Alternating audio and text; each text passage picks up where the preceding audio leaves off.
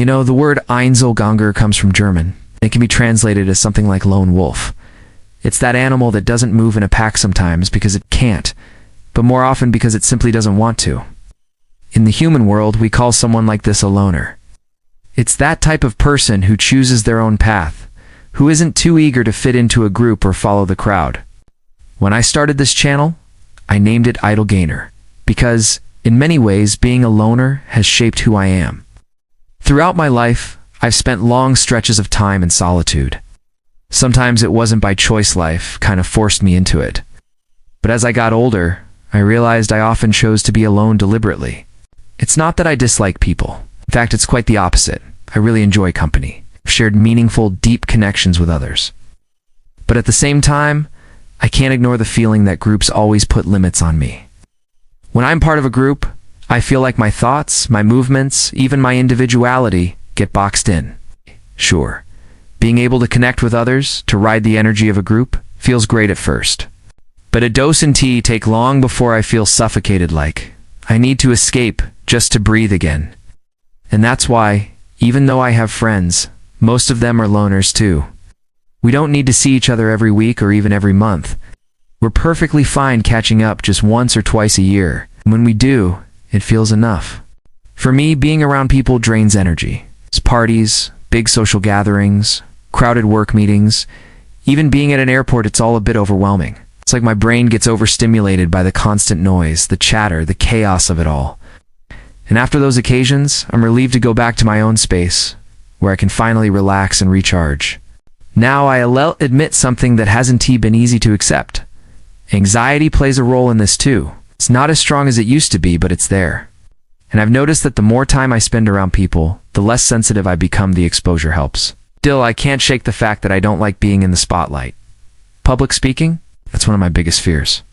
Throughout my adult life, I've worked hard to avoid those situations whenever I could. I ask myself often, why am I like this?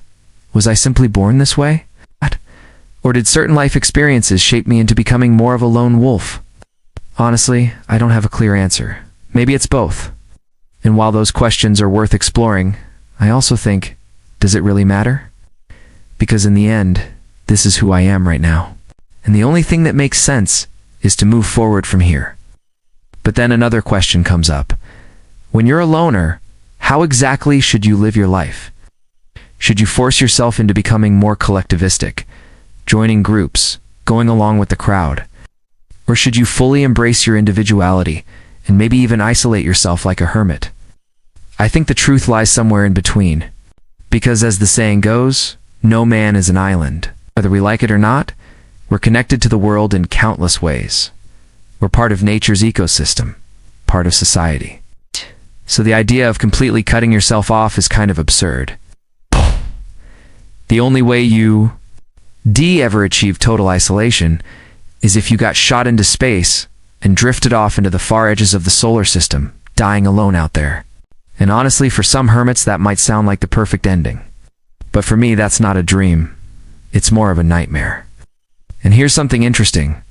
When I think about the greatest memories of my life, they always involve other people. Sometimes it's a deep, meaningful relationship with just one person. Other times, it's the fun and laughter I shared in a group, whether that was friends, coworkers, or even travel companions. It's kind of ironic, isn't it, that someone like me who thrives in solitude still treasures the moments that were built on human connection. What does that mean? I think it shows that people like me, people who prefer solitude, carry this paradox inside. On one hand, we feel better when we're alone. On the other hand, we crave connection too. It's like we're constantly balancing between the two, never fully satisfied with just one side. For me, when something significant happens, good or bad, it often takes me a while to process it. I need that alone time to reflect, to let the emotions settle. It's almost like my system digests experiences at a slower pace. I can live on memories for a long time, because they take longer for me to fully absorb. Meanwhile, I see other people who thrive in groups. They can go on, meeting new people, talking for hours, laughing, and somehow they gain energy from it. I find that fascinating. At the same time, I feel a bit of pity for those who can't handle being alone at all. So let's ask the question. What's worse, always being alone or always needing to be among people? Personally, I think both extremes are dangerous. For me, the challenge has always been finding the middle ground. Because solitude, when it's chosen, isn't just about being lonely. It's about having space to think, to recharge, to create. Many artists, writers, and even geniuses throughout history have tapped into the power of solitude. It gives room for creativity to breathe. But at the same time, solitude can become dangerous when it slips into isolation. That's why I believe the healthiest path is finding balance between being alone and participating in the world. Because let's face it, the connections we build with others, the relationships we nurture, and the experiences we share with people are some of the strongest sources of joy and fulfillment in life. Of course, for a loner like me, that balance is a constant struggle. But looking back, I realized that despite my struggles, I've already had a pretty fulfilling and adventurous life. I've had meaningful friendships, relationships, work experiences, and opportunities to travel. So while the tug-of-war between solitude and connection continues, life goes inand, so does the challenge. And that's really why I wanted to create this channel in the first place. To share my experiences, my challenges, and the lessons I've picked up along the way about living as a lone wolf. So if you've ever felt the same way, if you've wondered why you need so much time alone, or struggled with feeling out of place in groups, just know you're not the only one. When you live as a loner, people often misunderstand you. They see you stepping away from parties, choosing not to join every group outing, or spending long weekends by yourself, and they assume something's wrong. Maybe you're shy, antisocial, or even depressed. And sure, sometimes those things overlap, but being a loner doesn't always equal being unhappy. The truth is, solitude can be one of the richest, most empowering experiences a person can have. I've discovered that, when I'm alone, I'm able to hear myself more clearly. Without all the noise of opinions and expectations around me, my own thoughts finally have room to grow. My creativity blossoms, my goals become clearer, and I often come up with my best ideas in those moments of silence. But here's the paradox again. As much as I thrive in solitude, I can't deny the importance of connection. Some of my happiest memories come from traveling with friends, staying up too late, talking with someone I trust, or sharing laughter over something small and stupid. Those moments remind me that even a lone wolf needs a pack from time to time. So where's the balance? That's the million-dollar question. I don't believe there's a one-size-fits-all answer. It depends on your personality, your needs, and your stage in life. For me, balance looks like deliberately choosing when I step into social settings and when I step away. If I say yes to a dinner with friends, I know I'll probably need the next day to recharge. If I go to a big event, I'll make sure I don't overload myself with commitments the rest of the week. I used to beat myself up about this. I thought there was something wrong with me, because I couldn't handle constant socializing like others seem to. But over time, I've realized it's not a weakness. It's not a weakness. It's just the way I'm wired. And once you accept your wiring, life gets a lot easier. Now, one thing that often comes up in discussions about being a loner is social anxiety. People wonder, are you avoiding others because you're genuinely happier alone, or because you're afraid? And honestly, for me, it's been a mix of both. When I was younger, anxiety definitely played a bigger role. I hated being the center of attention, dreaded public speaking, and avoided situations that made me feel exposed. But as I've grown, I've noticed that it's not just anxiety, it's preference. Even when I've managed to push through fear and handle social events just fine, I still prefer solitude. I still feel drained by too much interaction, even if the people around me are kind and supportive. That's how I know it's not just fear, it's who I am. So if you're listening to this and you've wondered the same thing about yourself, try asking. When I avoid people, is it because I'm scared, or because I genuinely enjoy being alone? The answer might not be clear at first. Sometimes it's a blend, and sometimes it changes over time. The key is being honest with yourself and paying attention to how you actually feel in those situations. Another thing I've learned is that being a loner docent mean you're incapable of forming close relationships. In fact, loners often crave deep, meaningful bonds more than shallow ones. I'd rather have 2 or 3 close friends I can truly rely on than 20 acquaintances who really know me. And I think a lot of people who identify as lone wolves would say the same. This is why solitude can be so valuable. It filters out the noise. When you're not constantly surrounded by people, you get very clear about who you actually want in your life. You don't waste energy maintaining surface-level connections just to avoid being alone. Instead, you invest in the people who matter most. Of course, that doesn't mean there aren't risks. Solitude, if taken too far, can slide into isolation, and isolation can be dangerous. When you cut yourself off completely, you lose perspective. You stop being challenged by others. You stop growing, and you can easily fall into negative thought patterns. That's why I say again, balance is key. Solitude can be your strength, but only if it's paired with some level of participation in the world. You don't have to go to every party, but maybe go to the ones that genuinely matter. You don't need a huge circle of friends, but a few strong connections can be life-changing. And let's not forget, the world itself thrives on balance. In nature, wolves might hunt alone, but they also gather in packs. Trees stand rooted in solitude, yet their roots are connected underground, sharing nutrients and signals. Even the most solitary creatures are still part of a larger system, or no different. For me, finding this balance has been a long process of trial and error. There were times I isolated too much and felt the heavy weight of loneliness.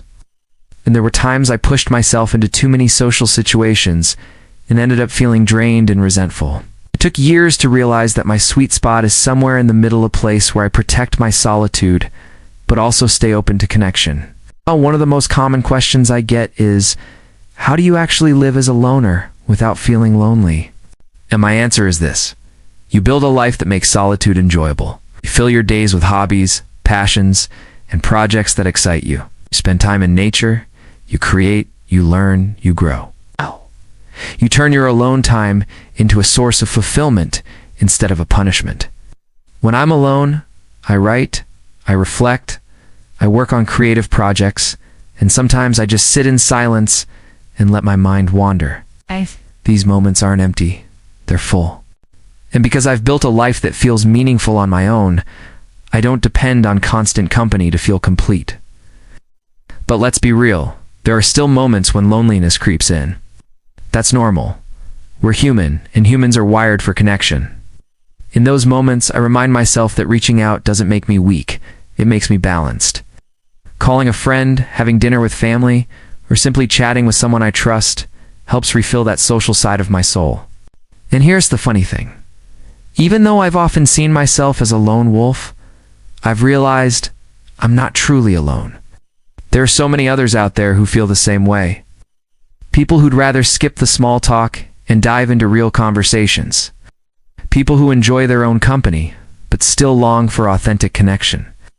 In a way, we form a quiet community of loners separate, yet somehow united by our shared experiences. So if you were re-listening to this, and you've always felt like the odd one out, maybe you're not as odd as you think. Maybe you're just part of a different kind of group, the group of people who value solitude as much as connection. To me, being a loner isn't about rejecting the world. It's about navigating it on your own terms. It's about knowing when to step in and when to step back. It's about honoring who you are without cutting yourself off completely. And when you find that balance, life opens up in ways you might never expect. One of the hardest parts about being a loner is dealing with how the world perceives you.